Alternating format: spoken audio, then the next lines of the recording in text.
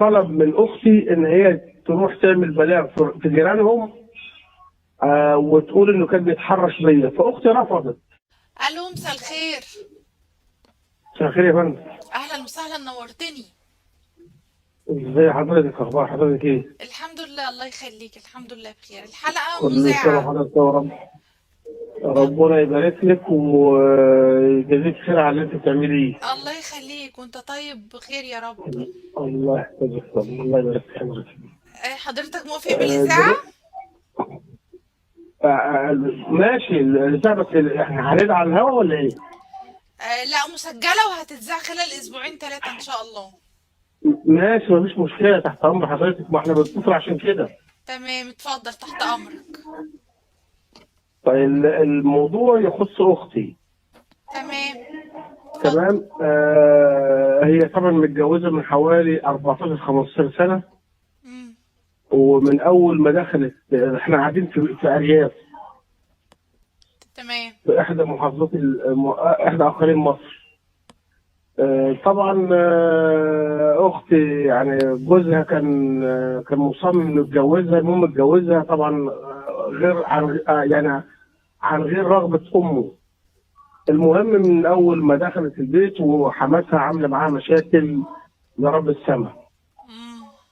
كانت ظروفهم صعبه، والمهم ربنا سهل وربنا كرم والامور اتعدلت والامور اتيسرت وبقى حالتهم حلوه وبتاع، وخلفت اربع اولاد. تمام. وجوزها بيسافر بره. كل شويه مشاكل، كل شويه وجع قلب، وكل شويه مشاكل، وتطردها من البيت وتضربها حماتها، وكان وماله، ولازم اجوزه عليك، ولازم مش عارف اعمل ايه، ولازم اسوي ايه، وكل شويه تعمل لها افلام. مم. المهم ينزل اجازه شهر ولا شهرين، ما يتهناش بالاجازه، ياخد بعضه ويمشي تاني. ينزل نفس القصه، وكان بينزل مثلا كل سنه ونص، شهر ولا شهرين، ما يكملش مثلا شهر في البيت ويمشي من عمل امه. حماتها فضلت ورايا لغايه لما، طبعا ابنها ما يقدرش يقول لها لامه تلت الثلاثه كام، ولا البيت كله، ولا اخواتها، ولا ابوه نفسه. اه تمام. يعني الست اللي مسيطرة على رجالة البيت بمعنى أصح. الست اللي مسيطره على كل كبيره وصغيره في البيت. اه، محدش بيقول لها تلت مفيش التلاتة كام حد ليه؟ يعني خالص بمناسبة خالص ايه؟ خالص خالص.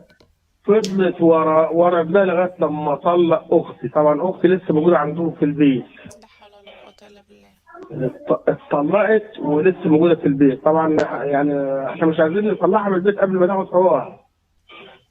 طبعا وهو حماتها عادي، ثواني بقى كده، هو عادي ان هو يطلق مراته كده وعياله عادي، الأربعة مفيش عنده دول؟ مشكله. طالما اولا امه احنا فلاحين، امم. وعيشه الفلاحين ممكن حضرتك ما تعرفهاش كويس. كل اللي هو كان بيطلبه من امه مراته ما تعملوش، كانت امه بتخليها تعمله. تخليها تطلع تبيع خضره في البلاد، في الاسواق، مش عارف ايه كده. فكان يعني الوضع يجي مثلا يتصل على امه، مراتي فين؟ تقول له مراتك عند امها، ما اعرفش هي فين. طبعا بتكون في سكه، وامه تحكي له ان هي في سكه ثانيه. بس هو مش طبعا ده عارف كره امه، الواد. يعني هو مش عارفها، مش عارف امه تصرفاتها عاملة ازاي ما ما يقدرش يقول لهم حاجه. اه، بيبقى عارف بس ما مستحمل. مش مستحمل، مش عاوز يقول لهم ان انت كدابه. لا، هو ما مستهبل. هي هو عارف امه بس عامل فيها عبيط. ممكن. ومش عايز يكسر كلمه امه. تمام. لدرجه ان هم جم في يوم، هو له اخ شغال في جهه معينه، جهه حساسه، فجيب لهم جيران. اخوه دوت طلب من اختي ان هي تروح تعمل بلاغ في جيرانهم، وتقول انه كان بيتحرش بيا، فاختي رفضت. فهددها، قال لها ان شاء الله مشيت من البيت ده على ايدي. اخوه. اخوه. اه، عايز يروح طبعا تعمل بلاغ امه. كيدي، يعني بلاغ كذب. نتحرك. قالت له طب ما تخلي مراتك ولا سلفتي تروح تعمل. قال اه. لها لا، انت حلوه، انت حلوه وجوزك مش موجود، والناس هتصدق انه طمعان فيكي. فقالت له لا، قالت له لو حسيت لو هموت مش هعمل كده. معلش، هو تعمل تمام. بلاغ كيدي في الجيران ليه؟ عملوا لكم ايه؟ عملوا لهم ايه؟ علشان فتحة شباك، عشان مش عارف بلكونة كده يعني، في حدود في البيوت، ف اه، كده يعني فلبس عايز يفتح حاجة مش فلبسهم مصيبة زي دي. لا اله الا الله. بالظبط، عشان هي سيب ونسيب. اه. فهي أختي حلوة، امم. حلوة شوية وشايفة يعني هي حلوة. أقول ايا لك كان حلوة شايفة ولا لا هي وحشة، حلوة. اروح اعمل بلاغ كيدي بالكذب على الناس واتبلى عليهم المهم هي رفضت والموضوع انتهى، ده وبس هم شايلينها لها يعني. شايلينها لها. طب ما خدش رأي اخوه ليه ان شاء الله، اللي هو اختك مراته قال له ده؟ قال له قال هي نفسها قالت لاخوه، قالت جوزها قال لي شوف امي واخويا عايزيني واعمليه. قالت له لا والله. مش هعمل كده. اللهم صل على اه والله النبي. ده حصل. اه. والله ده حصل. ده مبروك، يعني الف مبروك طلق اختك من الراجل ده. والله احنا مبسوطين ان هي اتطلقت، بس في نفس الوقت هم عايزين ياكلوا حقها. هم نتحن عليهم. هم يغوروا في 60 اه داهية. اه احنا اتحن عليهم، بلاش الطلاق بلاش الطلاق بلاش الطلاق، اصروا. طب ماشي، هو بره ينزل يطلق ويرجع تاني، قال لك لا هو بقى التوكيل لاخوه امم. وطلق بالتوكيل. اه. تمام. طيب دلوقتي احنا عايزين حقوقها. امبارح بعثوا لنا مثال قالوا لا مفيش حقوق لما جوزها يجي. الله، طب ما احنا كنا بنقول لكم لما عايزين تطلعوا خلي جوزها يجي اه. ويدي حقوقها ويطلعها. دلوقتي لا، بيقول لك هي اتطلقت مفيش حقوق لما جوزها يجي يدي حقها. امم. فمش يعني القصه دي قصه مش وضع مش حلو خالص. عايزين نتواصل مع حقوق الانسان، عايزين نتواصل مع اي حد، عشان طبعا الوضع كده مش حلو خالص. طب ولادها بقى يعني موقفهم ايه؟ يعني هياخدوا ولادهم بقى ولا هيسيبوا لكم لا، ولادهم؟ هي هتاخد عيالها معاها. اه.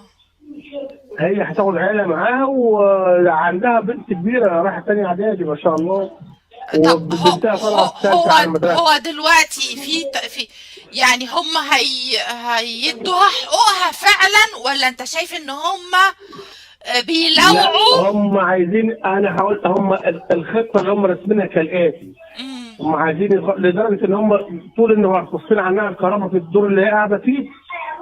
تمام. عشان بيزهقوها بحيث تطلع بره اه. وتروح تشتكي. يروح هو مرجعها قبل العده ما تنتهي ويسيبها متعلقه. تروح هي رافعه خلع، تطلع ايد ورا وايد قدام. اما هو مطلقها غيابي. لا، ما هي العيلة دي تعمل كده وتعمل اكثر من كده. ده حقيقي والله، اقسم بالله ما بغير على حضرتك حاجه والله خالص. ده والله انا الواقع. مصدقاك. ما انا يعني خلاص، ما انا فهمت يعني اللي خلاها عايزة تروح تعمل قضية تحرش يعني التفكير اللي في بالظبط الواحد اللي يقبل على مراته كده، يعني مش هيكون عليها بالظبط بالظبط حقوقها. بالظبط بالظبط بالظبط بالظبط. حسبي الله ونعم الوكيل. لا اله الا الله. فانتوا مش عارفين تخلصوا بقى مع العيلة دي ازاي، صح كده؟ هم راسمين لا احنا قلنا لها ما تطلعيش من البيت قبل العده ما تنتهي. طول ما هي في البيت والعده، طول ما هي في البيت مش هيقدر يرجعها. تمام. اه. عشان هو مش يعني هو عايز يخرج منها بس بطريقه مستوى شويه. هم بيزهقوا فيها عشان تطلع من البيت. امم. اول ما تطلع من البيت هنروح نشتكي ونرفع قضايا وبتاع مش عارف، هيروح مرجعها. طب هيرجعها غيابي، هيقول دي مراته وهيسيبها متعلقه في البيت عندنا. يعني هو مش همه الاربع عيال على يعني حتى لا لا يعني لا، مش في دماغه مش في دماغه مش في دماغه مش في دماغه مش مش في في دماغه. دماغه اي حاجة. هو اصلا كان لما كان يزعل معاها وكان بيهزقها ويضربها وبتاع، وامه كانت بتضربها. هي مره عشان كوبايه لبن امه ضربتها على عينيها، عملت لها نزيف في عينيها، فضلت غضبانه عندنا في البيت سنتين وشهرين. معلش، كانت هو انتوا باقيين على ايه؟ ده يغور احنا مش بفلوسه، باقيين على حاجه. بالحقوق، لا لا لا، يغور في بكله داهيه يغور يغوروا في في داهيه. لا 60 لا لا، داهية اصلا باللي هما ما ده بيهببوه اللي ده. حصل. ما ده الحمد لله ان بس هي طلعت خلاص، سليمة يعني. طالما وصلت لكده يبقى كل واحد ياخد حقه بما يرضي الله. اللي الشرع والدين قالوا عليه والقانون قال عليه. طب فرضا لو بس